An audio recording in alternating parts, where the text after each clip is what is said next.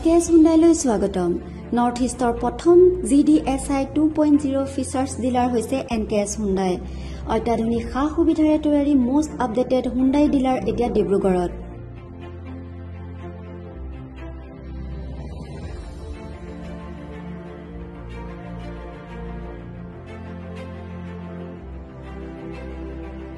আমাৰ NKS Hyundai ডিলাৰত open sales consultant room customer launch লগতে পুৰণি গাড়ীৰ এক্সচেঞ্জ ফেচিলিটিও ৰখা হৈছে ইয়াত সেলছৰ লগতে সাৰ্ভিস সেক্টৰৰো সুন্দৰ সুবিধা আছে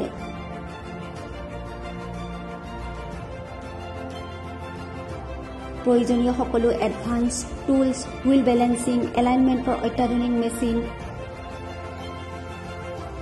2-post hydraulic lift fully trained manpower লগতে nitrogen gas filling facility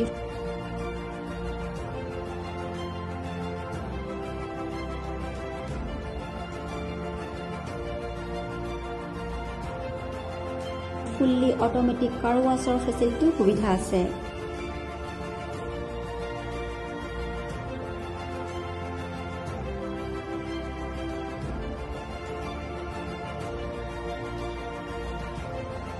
আৰু লগতে NKS Hyundai ডিলাৰে কাস্টমাৰ সকলৰ সুবিধাৰ বাবে মোবাইল সাৰ্ভিস ভেনৰো ব্যৱস্থা ৰাখিছে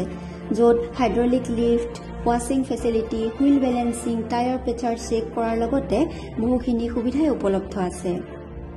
NKS Hyundai লৈ আহক আৰু সুবিধাসমূহ গ্ৰহণ কৰক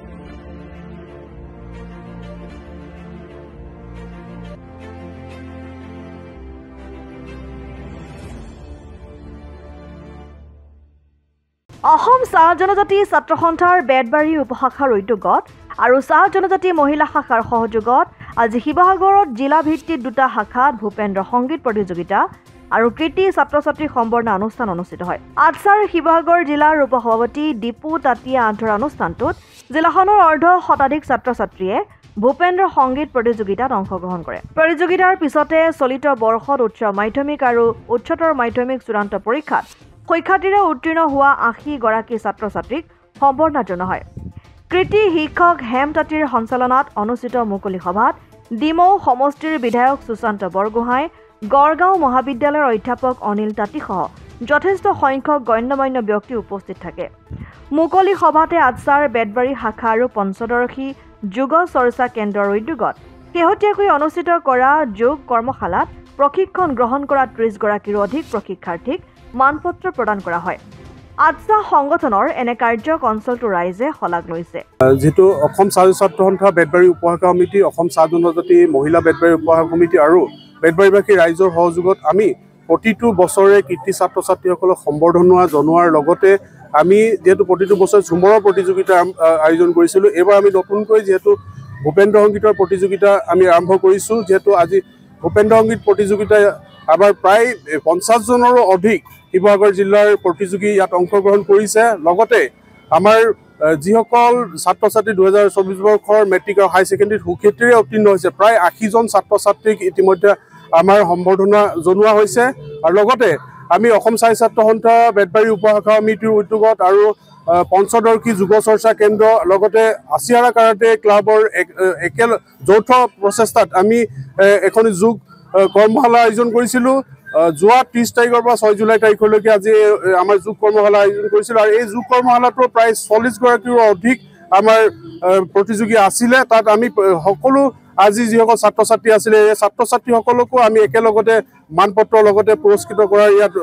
আমি সুবিধা কৰিছো আৰু লগতে এই যি আমাৰ যোগ কৰ্মশালা আছিল যোগ কৰ্মশালাত আমাৰ এক সপ্তাহ জোৰা যি যোগ কৰ্মশালা আছিল যোগ কৰ্মশালাত প্ৰশিক্ষণ আগবঢ়াইছিল আমাৰ বন্তি শইকীয়া বাইদেউ যেটো এগৰাকী যোগ প্ৰশিক্ষকৰ লগতে ৰাষ্ট্ৰীয় পৰ্যায়ৰ এগৰাকী খেলুৱৈ আৰু লগতে আমাৰ যেটো যোগ কৰ্মশালাত আমাৰ যেটো শুভাৰম্ভণিৰ প্ৰায় লাগি আছিল আমাৰ অনন্ত ৰাজকোঁৱৰ ডাঙৰীয়া তেখেতে যেটো অন্তৰাষ্ট্ৰীয় পৰ্যায়ৰ এগৰাকী খেলুৱৈ লগতে তেওঁ যোগৰ প্ৰশিক্ষক আৰু যেটো আমি আজি যি দিনদৰা কাৰ্যসূচী লৈছো এই কাৰ্যসূচীত আমাৰ আৰু যেটো সন্ধিয়ালৈ আমাৰ যেটো কেইবাজন বিশিষ্ট ব্যক্তিক আমি সম্বৰ্ধনা জনোৱাৰ এটা কাৰ্যসূচী ৰাখিছো যেটো বিশিষ্ট ক্ৰীড়াবিদ আমাৰ অনন্ত ৰাজকোঁৱৰ ডাঙৰীয়া যেটো বন্তি শইকীয়া বাইদেউ লগতে আমাৰ ফুটবল প্ৰশিক্ষক তথা তেওঁ ক্ৰীড়া সংগঠক নিতুল কাকতি ডাঙৰীয়াক আমি বিশেষকৈ সম্বৰ্ধনা আয়োজন কৰিছোঁ। যিহেতু আমি অসম চাহ স্বতন্ত্ৰতাৰ মূল লক্ষ্য আৰু উদ্দেশ্য হৈছে উঠি অহা প্ৰজন্মৰ ছাত্ৰ ছাত্ৰীসকলক কেনেকৈ আমি আগুৱাই নিব পাৰোঁ। যিহেতু মেট্ৰিক আৰু হাই ছেকেণ্ডেৰী যিসকল ছাত্ৰ ছাত্ৰী তেওঁলোকে প্ৰথম বিভাগত উত্তীৰ্ণ হৈ যিহেতু আমালৈ যি গৌৰৱ কঢ়িয়াই আনিছে, অসমলৈ যি গৌৰৱ কঢ়িয়াইছে বা অঞ্চলটোলৈ যি গৌৰৱ কঢ়িয়াইছে, তেওঁলোকক আমি কেনেকৈ অলপ উৎসাহিত কৰি আৰু আগুৱাই নিব পাৰোঁ। লগতে আমি ক্ৰীড়া জগতখনত যিসকল ছাত্ৰ ছাত্ৰীয়ে ক্ৰীড়া জগতৰ লগত জড়িত হৈছে তেওঁলোককো কেনেকৈ আগুৱাই নিব পাৰোঁ, তাৰ বাবে আমি অসম চাহ স্বতন্ত্ৰতাই ক্ৰীড়া দিশত যোগ কৰ্মশালা ৰাখিছোঁ আৰু সাংস্কৃতিক দিশতো কেনেকৈ আমি আগুৱাই নিব পাৰোঁ। সাংস্কৃতিক অনুষ্ঠান ঠিকে ধৰণে ভূপেন্দ্ৰ সংগীতৰ প্ৰতিযোগিতা বা ৰাতিলৈ আমি সাংস্কৃতিক অনুষ্ঠান যথেষ্ট ৰাখিছোঁ। শিৱসাগৰৰ পৰা